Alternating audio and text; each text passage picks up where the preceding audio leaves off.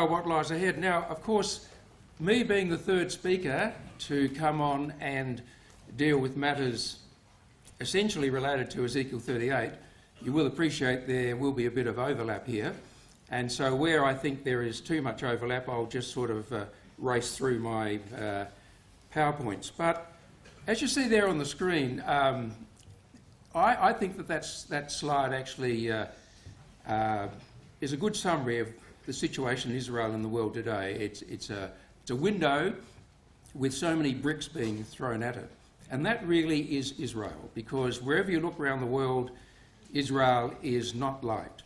Very few places is Israel liked amongst the nations. But let us just go back a bit in time before we come to what's happening in the future. Now, Carl has mentioned about the Iranian deal, and I think that when John Kerry came back waving that bit of paper, as it were, to the American public, it said it all. Peace in our time.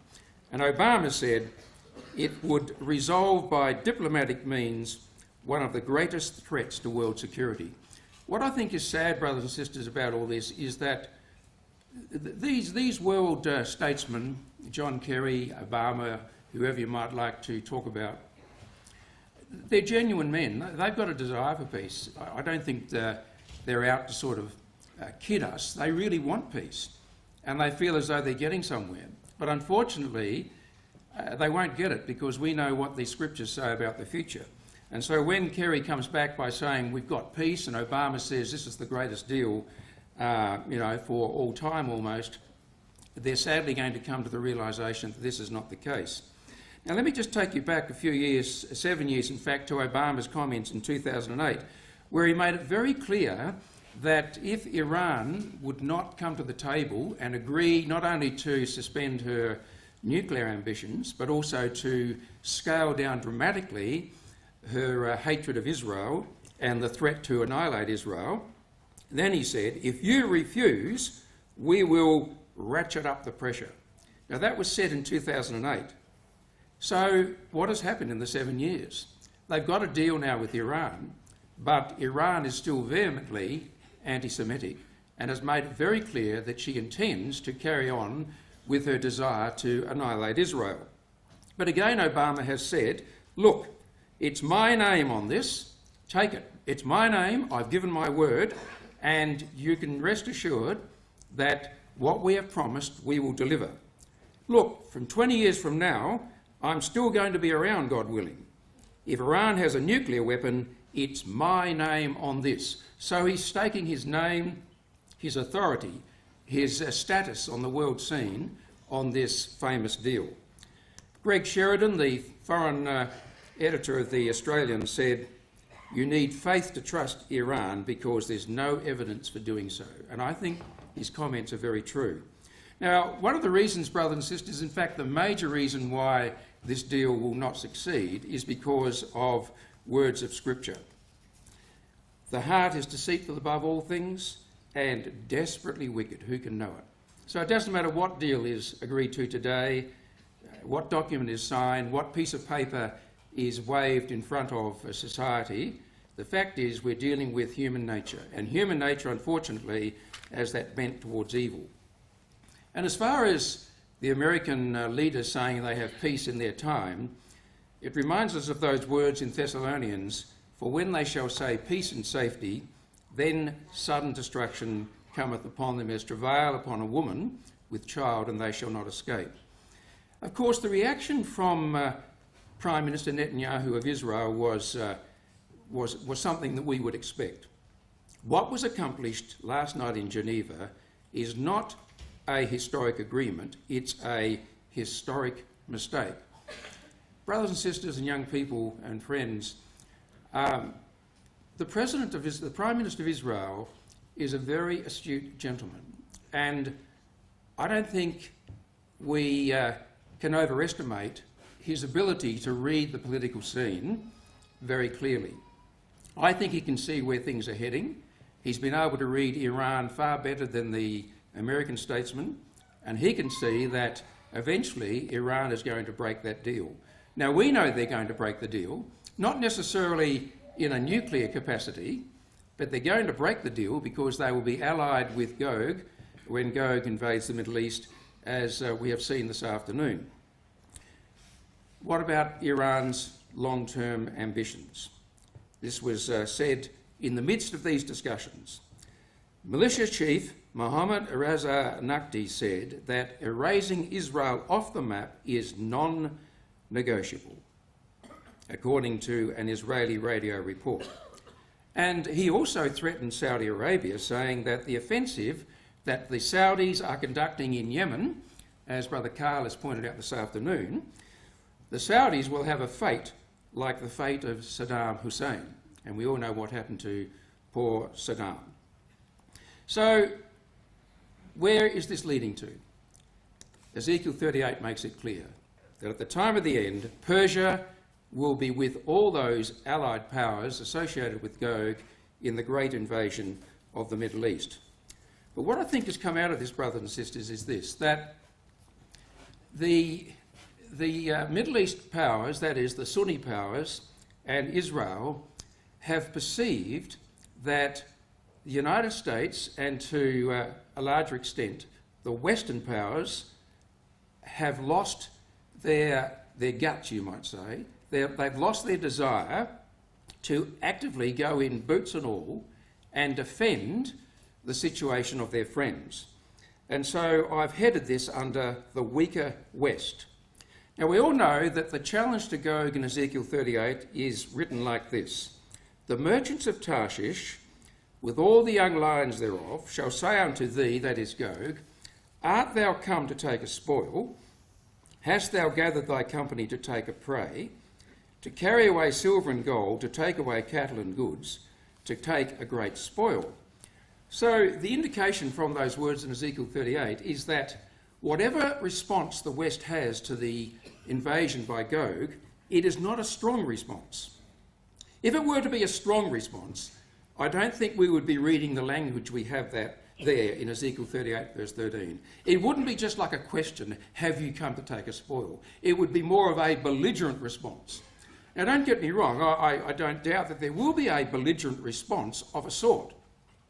But the response that comes from the West is couched in such terms that they're almost caught off guard.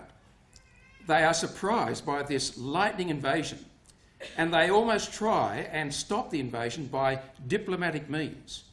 And this has been the pattern of the Western's response to Russian aggression over the past few years. Everything has to be done diplomatically.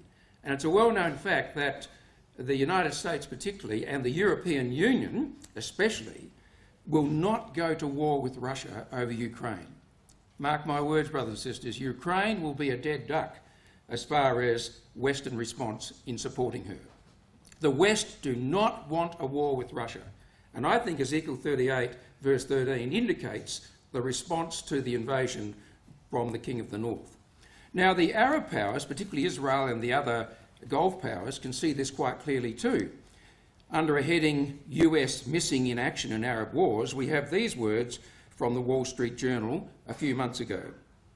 The US has served reliably as guarantor of Gulf security for much of the past 25 years. But as the US has moved closer to a nuclear deal with Iran, and as Tehran has expanded its influence in Iraq, Syria, Lebanon and Yemen, as Brother Carl has very capably pointed out today, the US traditional allies are increasingly concerned about a diminished US commitment. There is a growing desperation in the shadow of Washington's shrinking security role in the Middle East.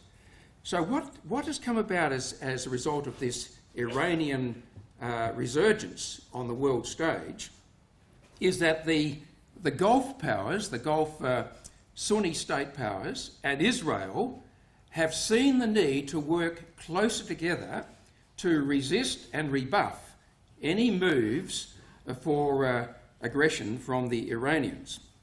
Now here's a map of the invasion of Israel, the new fledgling state, in 1948.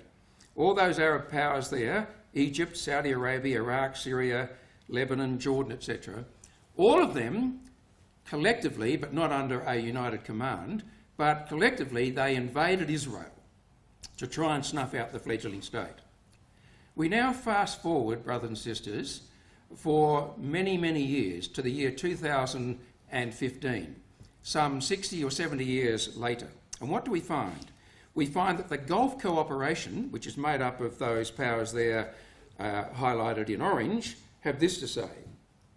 Arab Gulf states increasingly align with Israel on Iranian nuclear threat.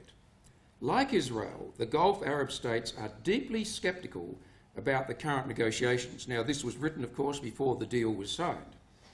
They see them as a vehicle that will grant Iran both nuclear status and allow it to dominate the region. That's why more and more the Gulf states have drifted into strategic alignment with Israel on the issue. Now, it's not a full-fledged military alignment. There's nothing being put on paper, nothing has been signed. But behind the scenes, brothers and sisters, and behind closed doors, there's no doubt that there are discussions taking place between Israel and the Gulf states. They are all concerned about Iran's position. Brother Kyle put this slide up. I've got a different photograph than him, but the words are the same, so we won't dwell on it, except the bottom sentence. Saudi Arabia and Israel have found themselves increasingly united on a confluence of issues. Now, how does this fit in with Scripture? Well, as Brother Carl has pointed out, it fits in majestically. Here is a map of the Middle East and Sheba and Dedan.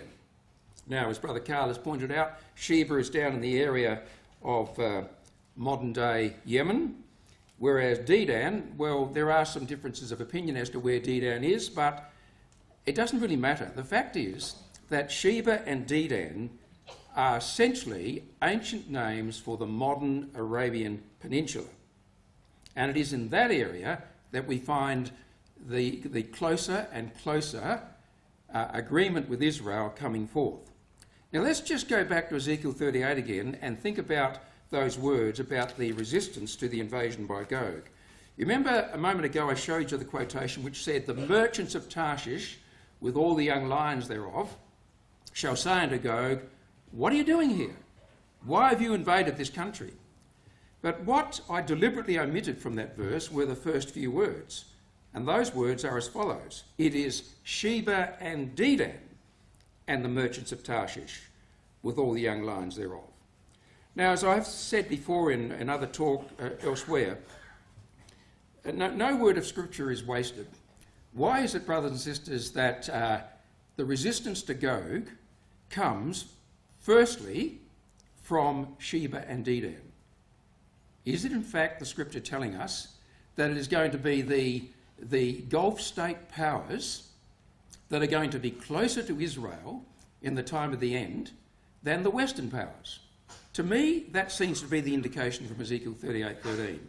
It's the Gulf powers whose interests are vitally at stake with Israel that are concerned about any invasion into the Middle East territory. And so they are the ones, first of all, that are named. They say to Gog. And then afterwards, the merchants of Tarshish join in by saying, "Have you come to take a spoil?" Now, I want us just to consider for a moment the countries around Israel and how they're shaping up. For example, Israel and Egypt are right now cooperating against militant Islamic terrorism in the Sinai Peninsula and Gaza. Now, of course, Israel and Egypt have had a peace agreement since 1979, so we would expect them to have some common ground in fighting an enemy. But, you know, even though they've had a peace agreement for many years, many decades, the fact is that Egypt and Israel are not the best of friends. But nevertheless, they have agreed to cooperate in fighting the militant Islamic terrorism that is developing in the territory of Sinai and Gaza. To the north, we find that Turkey has recently confirmed a pact with the Saudis to help against Assad's power in Syria and to help the anti-Assad rebels. We find that there was an article recently, or a conference that was held, in which the subject was Turkey and Israel shifting alliances in the Eastern Mediterranean. You only have to think of just a year or so ago when Turkey and Israel were real loggerheads. And at one stage, they were going to just virtually sever relationships altogether. But you see, as Brother Carl has pointed out, the shifting sands of the Middle East, in particular with regard to ISIS and the influence of Iran, has caused these Middle East powers to think about their future and to think about where they are heading, depending on who is their aggressor. And Turkey has come to realise that it is in their interests also to get closer to Israel. So have a look at this map here. To the north we have Turkey, that is closer to Israel. We have Egypt closer to Israel. We have Saudi Arabia, that is now aligning herself more with Israel. We have Jordan, who many, many years ago also signed a peace agreement with Israel. So you've got those major powers that are now either openly or secretly coming to terms with aligning themselves with Israel. And I think, brothers and sisters, that is one of the major effects that has come out of the rise of Iran as a power on the world scene. Because Iran has, in effect, been able to fool the Western powers, and whereas Israel and the Gulf states have not been fooled by Iran, you have the exciting situation whereby the Gulf states and other surrounding nations are becoming closer and closer to Israel. And that is exactly what we would expect to see from Ezekiel 38. It's most interesting, Brother Carl has already mentioned today how that Egypt will remain as an independent state right until the end. And also in Daniel chapter 11, we read very clearly that when the king of the north comes down, it is Turkey that is to be attacked, is to be invaded. Turkey will receive the full brunt of the invasion by the king of the north. So isn't it significant that you have Turkey invaded by the king of the north, we have Egypt also taken by the king of the north, and we find that Israel is also in the sights of the king of the north. So these powers today are becoming closer and closer aligned. And I think it shows us quite clearly, brothers and sisters, that the situation of Ezekiel 38 and Daniel 11 is remarkably coming to fruition before our eyes. Now here's a picture of taken from the Life magazine in the upshot of the remarkable Six-Day War in 1967. Now, when Israel won that Six-Day War, effectively there was worldwide euphoria about Israel's remarkable success. And you know, Israel was looked up to by the world's nations as being a great little nation that was able to defend itself and defeat the combined armies of all the Arab powers. There was not a lot of anti-Semitism, or there was not a lot of anti-Israel around the world in 1967. So much so that when the United Nations Security Council got together and came out with Resolution 242, they made it very clear as part of that resolution on the 22nd of November 1967 that Israel has the right to live in peace within secure and recognised boundaries, free from threats or acts of force. Now that was 1967, nearly 50 years ago. What do we find today?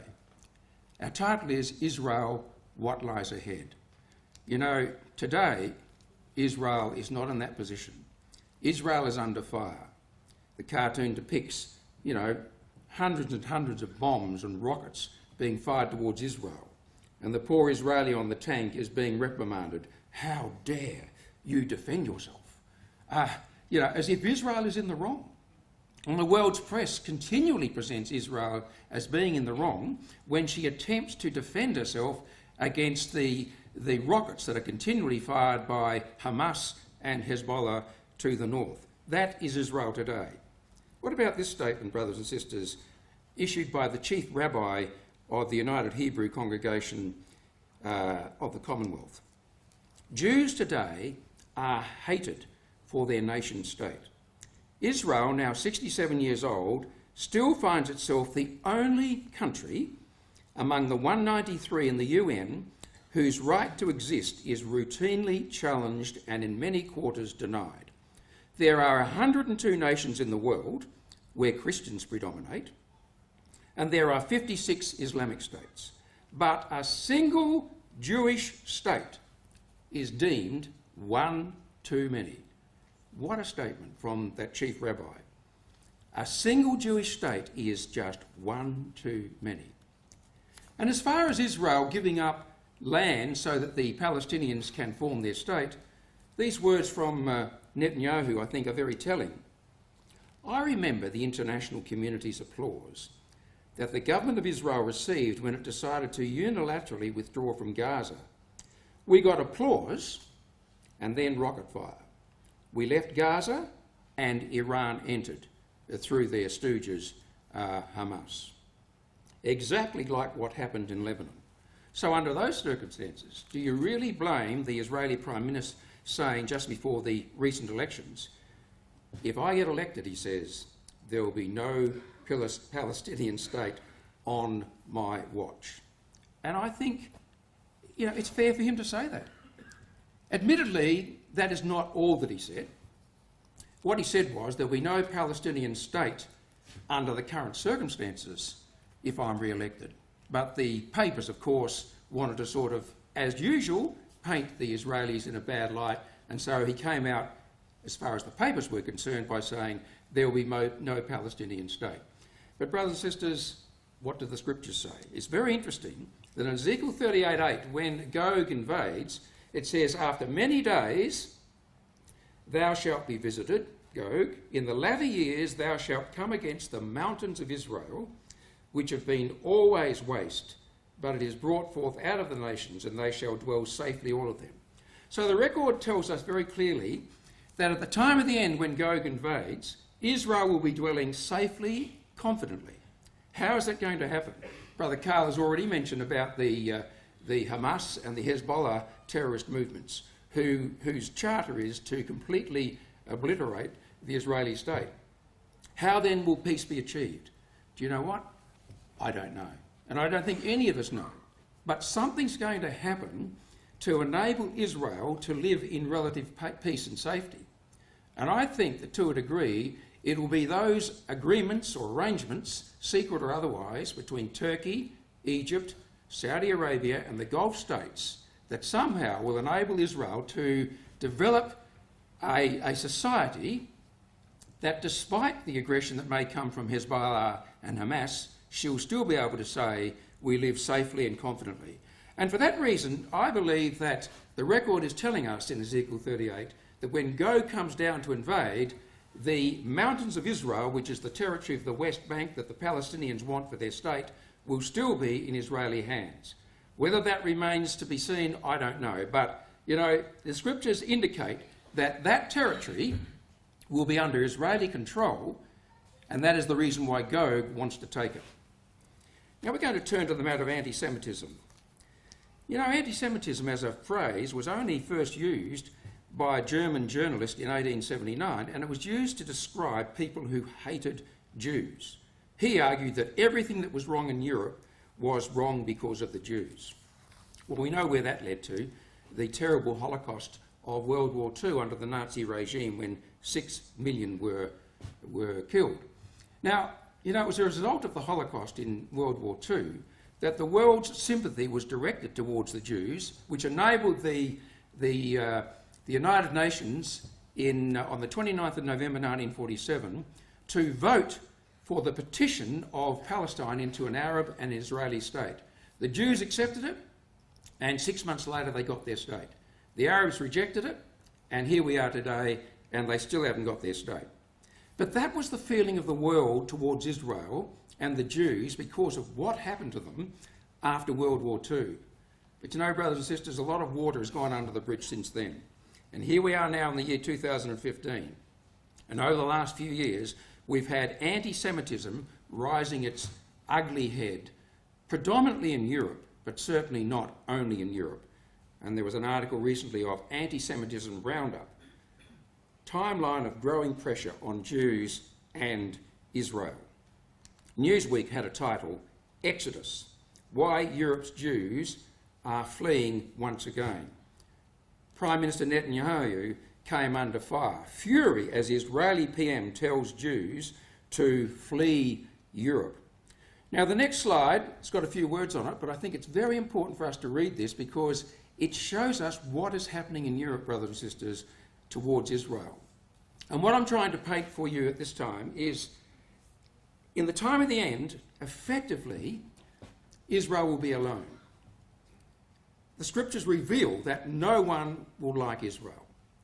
She will be hated all around the world, and that is why the nations come down to invade Israel. They want to grab Jerusalem. They want to grab the holy sites. Effectively, they want to wipe Israel off the map. And that's the position of Israel. Now, what's happening in Europe is systematic, is that the right word? Symptomatic, that's right, yes, of what is happening in many places. The article was written by a gentleman called Giulio Miotti. If there's any Italians here this afternoon, they can help me with my expressions later on. But anyway, we'll stick with that at the moment. Giulio Miotti, otherwise known as the chief spaghetti maker in Rome. Now, there is something shameful in the speed with which Europe now turns against Israel. Israel's points of view and reasoning are disappearing from Europe's newspapers. Europe's diplomatic echelons, political officials, intellectuals, writers, journalists, heads of churches and labour unions are all asking Israel to commit suicide. Now, why are they asking Israel to commit suicide? This is how they are getting around it. They say to Israel, why don't you become a Jewish ghetto in an Arab state, or an Arab sea, I should say, relying, now note this, relying on the guarantees of secularism, democracy, and respect for minorities that is clearly offered by the PLO, the Iranian mullahs, and the Syrian generals. You know, these are wonderful men. Just accept the fact that you will be left in peace as just a little enclave in an Arab sea. In Europe today, there is a kind of anxiety focused on how to get rid of Israel. Now, Mr. Miotti, an Italian journalist, has just published a book about the Vatican in Israel entitled J'accuse, the Vatican against Israel. So I've had to translate two things today. I might have to speak Italian, now I'm speaking French. J'accuse. And if any of you know anything about history, it's all about the famous case of Alfred Dreyfus, the captain in the French army that was unjustly accused of selling spies to the German state. And a few years later, an author by the name of Emile Zola wrote a book entitled J'accuse, in which he exposed for all the world to see the injustices that were handed out to this French Jew, Alfred Dreyfus. So this writer is now accusing the Vatican also of getting up to all sorts of tricks. But what really impressed me, brothers and sisters, was that quotation from Numbers 23:9, where Balaam expressed what will be the case in the time of the end. For from the top of the rocks I see him, and from the hills I behold him. Lo, the people shall dwell alone, and shall not be reckoned among the nations. And what we are seeing today, I believe, is that situation developing. Israel dwelling alone. For world peace, the placard says, Israel must be destroyed. In the United Nations, from time to time, they have condemnations against nations. Now look at the list of those nations there. We won't read them all, but as you will see from quite a few of them, they are all, certainly, aren't they, peace-loving nations. Why, we've got Libya, North Korea, Russia, we've got Syria, we've got Iran, we've got, Iraq, say. Now, look at all the condemnations that have been issued by the UN against those nations. Some of them 0. North Korea has had 1. Poor Israel has had 20 condemnations issued against her by the United Nations. Israel shall dwell alone, said the prophecy in the book of Numbers. Did I have that screen? Sorry, I didn't know whether you had that screen up there when I read that out. So there it is. There are 20 condemnations against Israel in the year 2014 by the UN and all those other nations that are well known for their terrorism and their withdrawing rights from their citizens. They've had very few condemnations listed against them, but Israel has 20. Now there's the traditional picture of the nations that invade Israel. And of course they are the ones in red. The ones in blue are those that stand up against the invasion. What I think is significant, brothers and sisters, is I showed you that map a moment ago of the nations that are now cooperating with Israel. Here we have a map of the nations that are going to be against Israel. It's interesting that the Bible makes no statement whatsoever in Ezekiel 38 of any of the nations immediately around Israel as being against her. So Egypt is not mentioned as being against Israel, nor is Jordan, nor is Saudi Arabia, nor are the Gulf states. So clearly, I think we are seeing developing on the world stage the situation as we have it presented in Ezekiel 38. The time is coming when Gog shall be addressed. Thus saith the Lord Yahweh, in that day when my people of Israel dwell safely, shalt thou not know it, Gog? You'll come down like a storm to cover the land. And God will gather all nations and will bring them down into the valley of Jehoshaphat. And when it all seems as though it is lost, Yahweh will roar out of Zion and utter his voice from Jerusalem.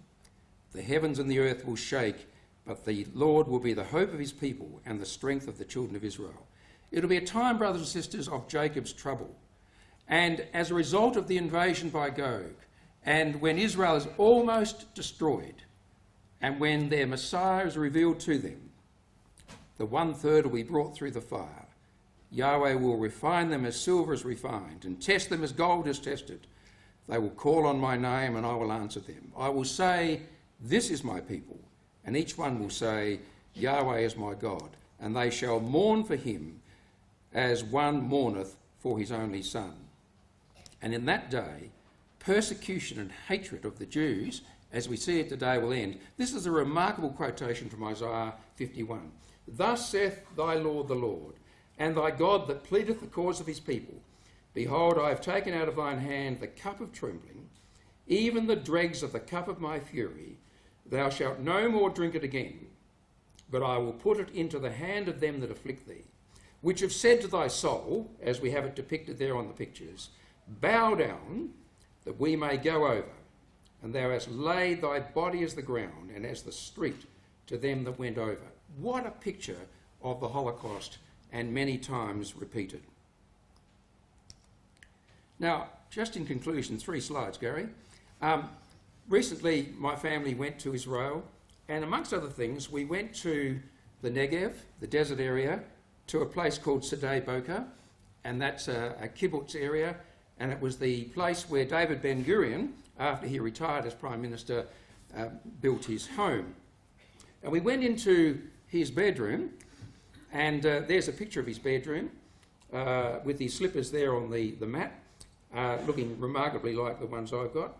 And you'll see on the side of his bed there are a pile of books. Now, you can't read what those books are, but let me zero in on those books.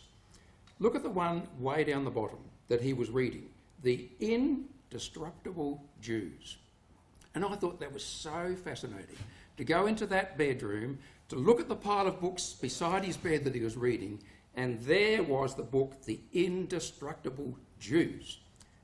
Fascinating to see that. And David Ben-Gurion, in my view, brothers and sisters, was raised up by God as the man for the day to bring the state, or the Jews, to statehood. And just one more comment from a very famous Jew who unfortunately perished in the Holocaust, Anne Frank. Who has inflicted this upon us? Who has made us Jews different from all other people? Who has allowed us to suffer so terribly up till now? It is God that has made us as we are, but it will be God, too, who will raise us up again. If we bear all this suffering, and if there are still Jews left when it is over, then Jews, instead of being doomed, will be held up as an example. In those days it shall come to pass that 10 men shall take hold of all languages of the nations, even shall take hold of the skirt of him that is a Jew, saying, we will go with you, for we have heard that God is with you. Anne Frank perished in the Holocaust. But you know, like Scripture, her words still speak, and that quotation is yet to be fulfilled. Israel shall blossom and bud and fill the face of the world with fruit.